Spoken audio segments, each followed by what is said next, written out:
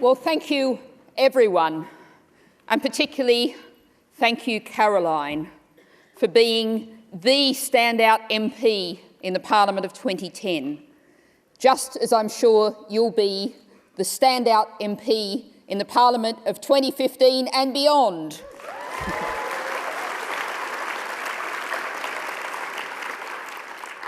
And thank you, Liverpool, for hosting us again, just a year after our last visit. I've been back in the meantime, visiting the beautiful Sefton Park Meadows, the threatened green space that I hope I'll be able to visit again in the future.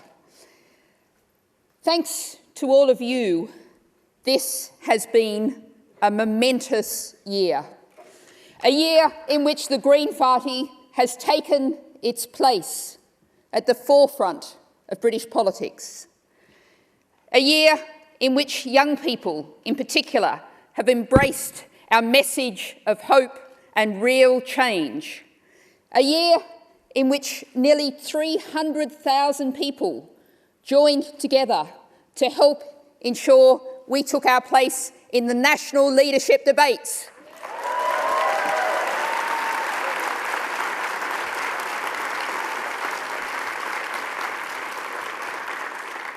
And this is a year in which we are matching and often exceeding the Lib Dems, a party of government, in the national polls. And a year in which we have become the third largest political party in England and Wales.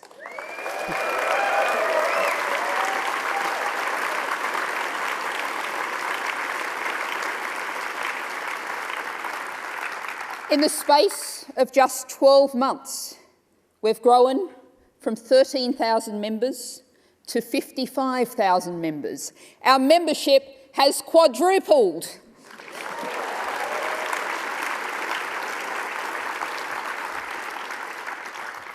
But of course, Conference, today's speech is not addressed to you alone. It's also for voters across the country. Because one thing that the Green Surge means is that you will have more than a 90% chance of being able to vote Green on the 7th of May. For some, that means the first ever chance to vote Green.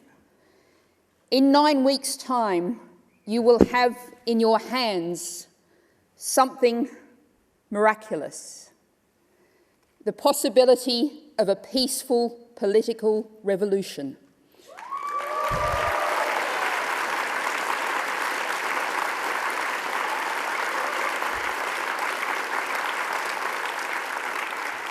Your vote can change the face of Britain. It can end the failed austerity experiment, the spiteful blaming of the poor, the sick and the vulnerable for the mistakes of the wealthy.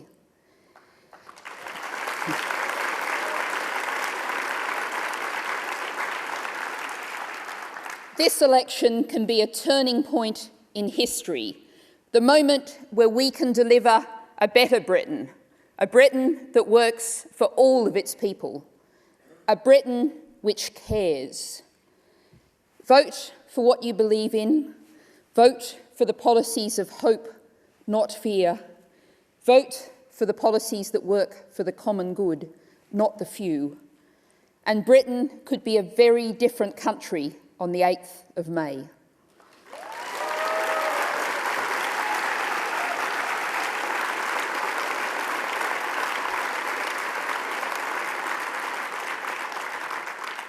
We, the Green Party, can be the agents of change, real change, because it's time for the green politics, the politics of the future. The politics of the future delivers a living wage, provides jobs that workers can build a life on, and ensures that those who need help receive the support they need. The politics of the future delivers public services run for the good of all.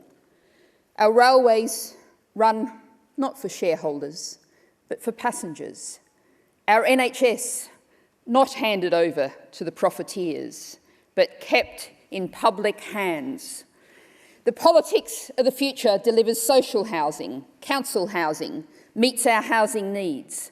The politics of the future delivers for everyone within the limits of our one planet, because that's the only place that we have to live.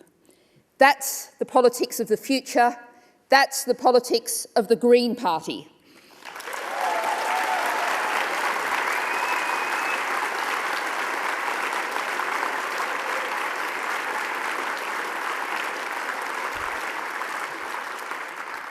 Because no one should be living in fear of not being able to put food on the table. No one should be forced into debt just because they're trying to get an education. No one should be worrying about a fracking drill burrowing into the heart of their community. And no one should fear being left destitute by Ian Duncan Smith's punitive benefit sanctions.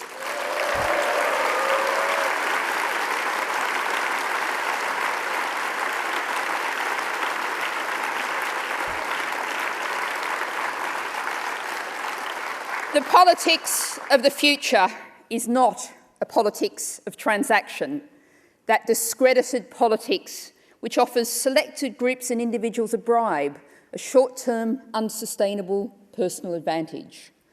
History tells us that is now the old politics, the tired politics, the failed politics. The Green Party is offering instead a society working for all of us. A society that works for the many, not just the few. A society in which those who can contribute do so, and no one in need goes without. It asks voters to make a choice that will deliver a society fit for themselves, for their communities, and for their children. That's why the Green Surge is much, much more than a hashtag. Although it's been a very successful hashtag. The Green Surge is much more than just membership numbers. That's why people are becoming engaged with the Green Party. I've seen the Green Party surge on the ground, around the country, from a village hall in Ilkley, Yorkshire, to an enormous snaking queue of hundreds at Exeter University, to a Valentine's Eve Friday night crowd at the London School of Economics. And of course, we saw it last May with the election of Molly Scott-Cato as the first Green member of the European Parliament in the South West.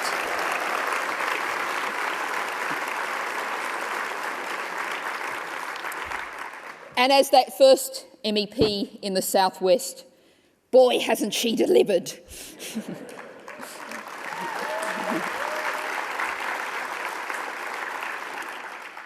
The Green Surge is the result of your hard work as Greens. It's thanks to all of you in this hall and to all the Green Party members and supporters up and down the country, to your commitment, your belief, your dedication, your hard work, that we approach the general election as a central player in British politics.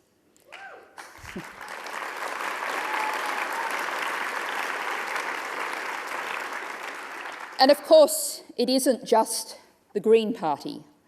Up and down the country, campaigns demanding a new politics are getting stronger, getting bigger, getting more effective. There's people's assemblies, Occupy Democracy, the anti-fracking movement and the fossil fuel divestment campaigns. The tide is growing, the demand for change is louder and clearer.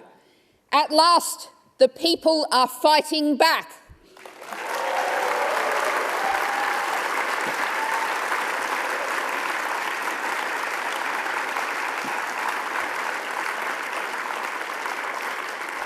Now, five years ago, we made a huge breakthrough with the election of Caroline Lucas as the first Green MP. And she's given Brighton spectacularly good local representation and a national impact far beyond any other MP. Caroline's led on debates on issues from railway ownership to statutory personal and social education. She's led on the debate on parliamentary democracy, and she's put her freedom on the line to oppose fracking.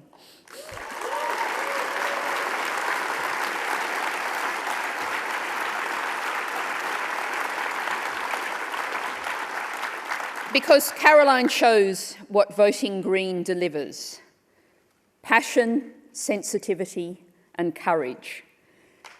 On the 8th of May, just imagine a strong Green group of MPs at Westminster, able to build on Caroline's work.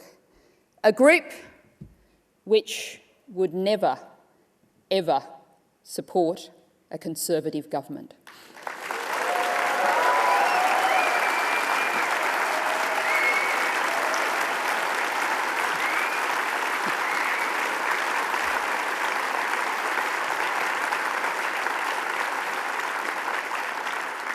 A strong group of Green MPs in a parliament where they could have a huge say, a huge impact, a real opportunity to start to deliver that new kind of politics.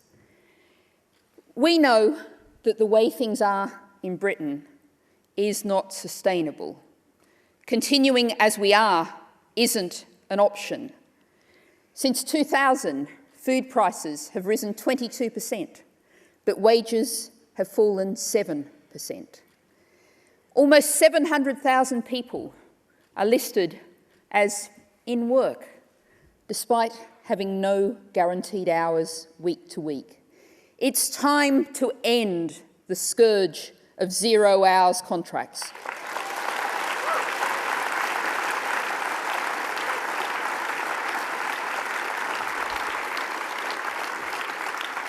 Almost half the new jobs created since 2010 are for the self-employed, yet nearly 80% of self-employed workers are living in poverty.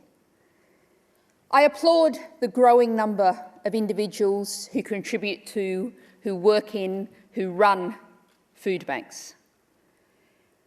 But individual charity is no substitute for collective justice.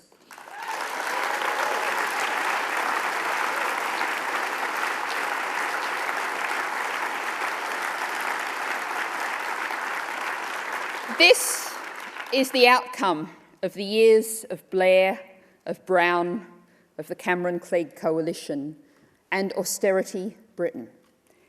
This is the record of George Osborne's long-term economic plan. The Green Party are calling time on the politics of low wages, job insecurity and fearing the food bank. We're calling time on privatisation, the selling off and the handing over of public assets into private hands.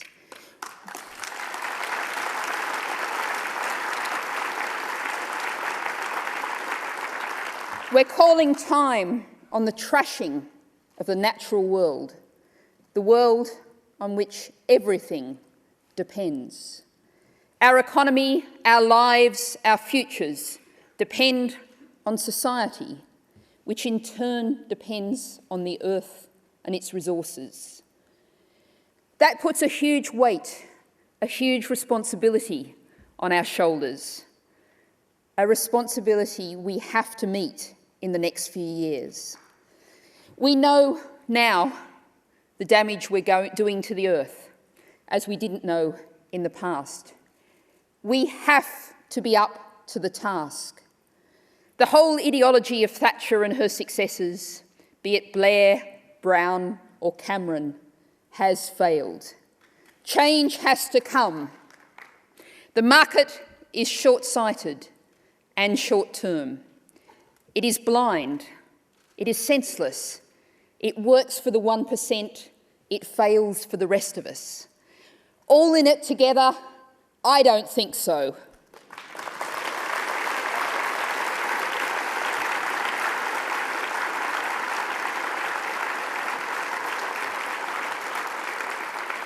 The current model of economics and society has served only those with power and wealth.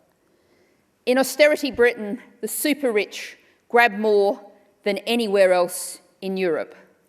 We must be first and foremost citizens, paying fairly to common funds to look after the poor, the weak, the sick, the old.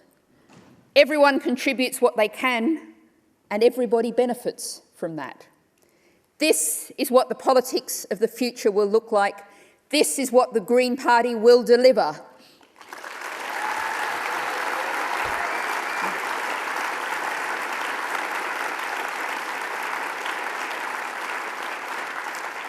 The old politics, the failed politics of letting the market rule, has to end.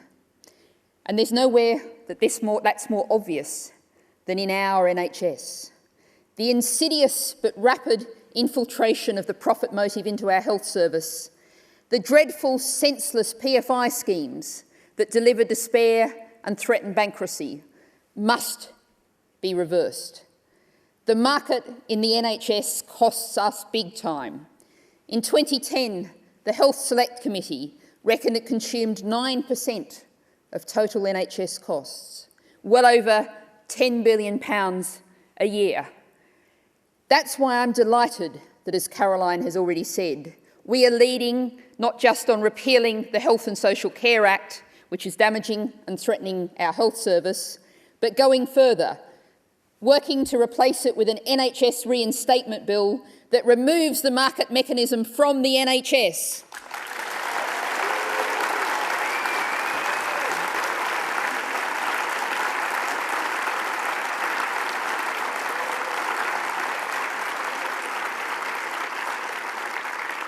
But of course, there is another side to healthcare. Free healthcare is the very cornerstone of our NHS. Whether you're rich or poor, you get the same high quality of service, the best that is available. That's something that the Green Party will restore and extend. For that same principle should apply to social care. The support and the services that you need to lead a fulfilling life should be available when you need it, free at the point of use.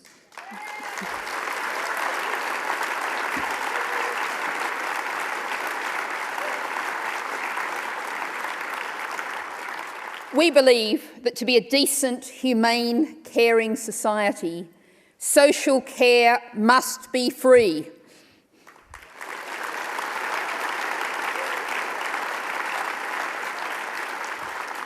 Now, we believe that those who have the most should contribute to help to pay for that social care.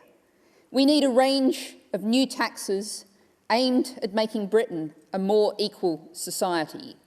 We would introduce a new wealth tax, rigorously clamp down on tax evasion and avoidance, and introduce a financial transactions tax, a Robin Hood tax.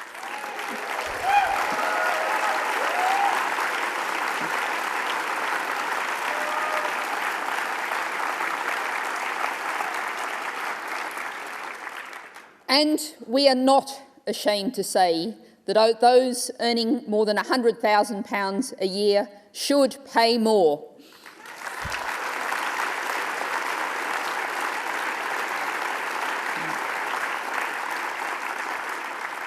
Providing free social care for the over 65s means security and freedom from fear, suffering and loneliness for many.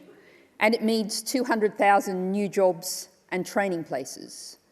We'll consult experts, users and care workers on its exact design.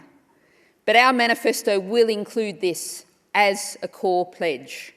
Social care is not a privilege, it is a right.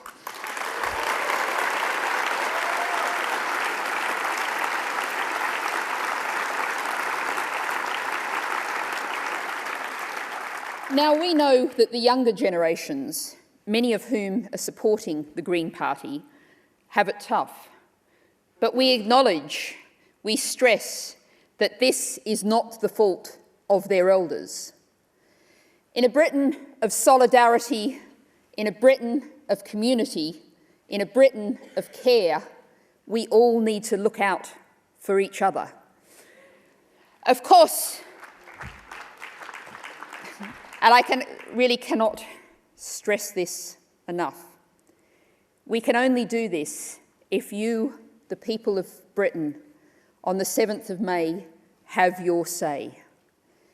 It's impossible to overstate the importance of each and every person who can vote, registering to do so and making their voice heard. The deadline is the 20th of April, but please don't wait. Register today. Only then can you help to deliver the politics of the future. Help us deliver for the common good. Now,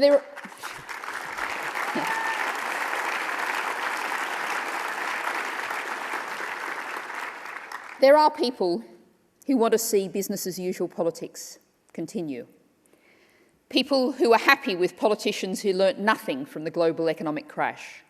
People who've quietly forgotten the scandal of MPs' expenses. Who are resigned to the failed austerity experiment, to low wages and the swift demise of public services. These people will probably vote for the politics of yesterday. To counteract them, we need you to use your vote. At this election, if we all vote Green, we can change Britain. Together we can create the society that we deserve, a society that cares, a society that works for all of us. So I say to you very simply, vote for the party that cares. Vote for the common good. Vote for the politics of the future. Vote Green!